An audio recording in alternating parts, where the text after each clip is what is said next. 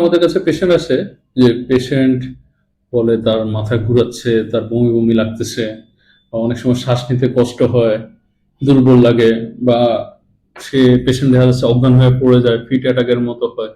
এবং fit attack প্রায় অনেকক্ষণ ধরে থাকে, 3-4 ঘন্টা 5 ঘন্টা থাকে। এবং পেশেন্টের ওই সময় কোনো কিছু মনে থাকে না, সবকিছু ভুলে যায়, এমন বলতে থাকে। তারপর দেখা যায় অনেক সময় এই সমস্যার সাথে আবার তার শ্বাসকষ্টের সমস্যা দেখা দেয়। শ্বাস নিতে কষ্ট হয়, বুক ধড়ফড় করে, অনেক সময় তার বোধ শক্তি থাকে না, কানে শুনে না, চোখে দেখে না, বিভিন্ন রকম সমস্যা থাকে। পরে আমরা অন্যান্য পরীক্ষা নিরীক্ষা বা ইনভেস্টিগেশন করে দেখা যায় তার যে ফাইন্ডিংসটা আছে বা যে সিমটম গুলো, এগুলোর সাথে কোনোভাবে কোনো ডিসঅর্ডারের বা কোনো ক্লিনিক্যাল ডিসঅর্ডার বা মেন্টাল ডিসঅর্ডার, কোনো নিউরোলজিক্যাল ডিসঅর্ডারের সাথে যায় যায় না। মানে ওই ডিসঅর্ডার গুলোতে যে ধরনের সমস্যা থাকার কথা অন্যান্য আরো, সেগুলো পাওয়া যায় না। তখন আমরা হিস্ট্রি নিয়ে দেখতে পাই না, এটা অ্যাকচুয়ালি তার কোনো শারীরিক রোগ না, এটা তার মানসিক দুশ্চিন্তার কারণে এই শারীরিক সিমটম গুলো দেখা দেয়। একে বলা হয় কনভার্সন ডিসঅর্ডার। এটা খুবই কমনলি আমাদের দেশে আমরা পেয়ে থাকি, খুবই কমনলি, বিশেষ করে ফিমেলদের বা মেয়েদের এটা ছেলেদের তুলনায় 10 গুণ বেশি হয়ে থাকে। যে কোনো স্ট্রেসফুল কন্ডিশনে এটা হতে পারে। এবং যখন এই স্ট্রেসফুল কন্ডিশনে কোনো মানুষ দীর্ঘদিন থাকে এবং এই স্ট্রেসফুল কন্ডিশনটা যখন সে সমাধান করতে পারে না, দূর করতে পারে না বা গ্রহণ করতে পারে না, তখনই তার এই সিমটম গুলো দেখা দেয়।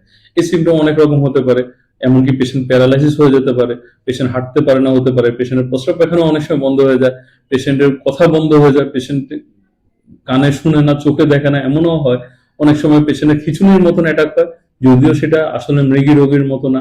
এই জিনিসটা কিন্তু আমরা প্রচুর পেয়ে থাকি এইসব ধরনের পেশেন্ট। এবং এই ধরনের পেশেন্ট যখন প্রথমে আসে, আমরা কিন্তু পেশেন্টের কাছে হিস্ট্রি নিলে কখনো আমরা সরাসরি তার কাছে কোনো সমস্যার কথা শুনি না। সে যে একটা মানসিক চাপের মধ্যে দিয়ে যাচ্ছে এটা সে স্বীকার করতে চায় না বেশিরভাগ ক্ষেত্রে।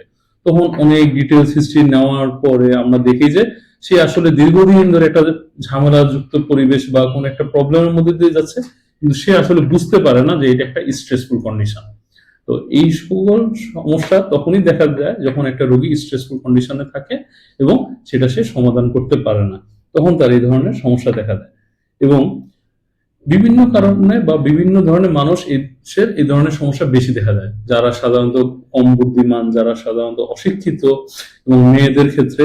এবং এছাড়া দেখা যায় যাদের সোশিও ইকোনমিক কন্ডিশনটা খুব একটা ভালো না, পারিবারিক কনফ্লিক্ট কন্টিনিউয়াসলি লেগে থাকে, তাদের ক্ষেত্রে এই প্রবলেমগুলো বেশি দেখা যায়।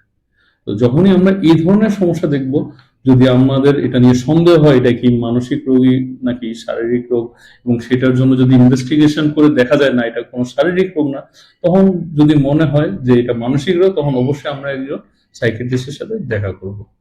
ধন্যবাদ।